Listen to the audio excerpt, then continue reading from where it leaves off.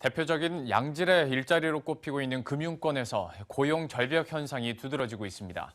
희망퇴직으로 대변되는 구조조정으로 기존 인력이 무더기로 짐을 싸야 했고 또 신규 채용은 줄고 있습니다. 업황 전망도 어두워서 금융권 일자리 축소는 앞으로 더 이어질 전망입니다. 이수연 기자입니다. 금융권 일자리가 줄어들고 있는 것으로 나타났습니다. 금융위원회가 발표한 2015년 금융인력 통계 자료에 따르면 금융회사에 고용된 전문 인력은 28만 5천 명으로 전년에 비해 1,100여 명 줄었습니다. 특히 지난해 강도 높은 구조조정이 진행됐던 보험업계에선 1,500여 명, 증권선물사에선 1,600여 명의 인력이 줄어든 것으로 나타났습니다. 설문조사로 진행된 이번 조사 자료보다 실제 퇴직자 규모는 더 많습니다.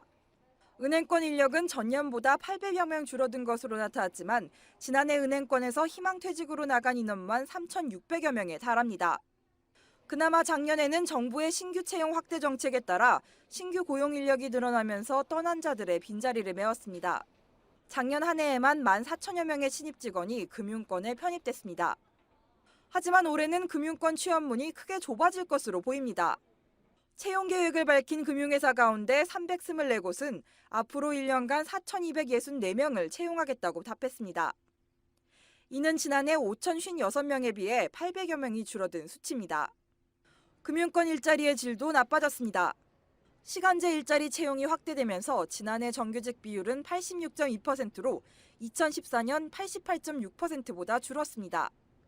은행과 보험업군의 경우 지난 10년간 수익성 지표가 지속적으로 악화되어 왔음에도 불구하고 고용은 오히려 큰 폭으로 증가되어 왔습니다.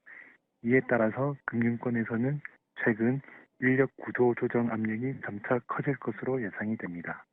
임금 현황을 보면 금융권 직원의 60%는 연봉이 5천만 원 이상인 것으로 드러났고 1억 원 이상 고액 연봉자의 비중도 16% 수준이었습니다.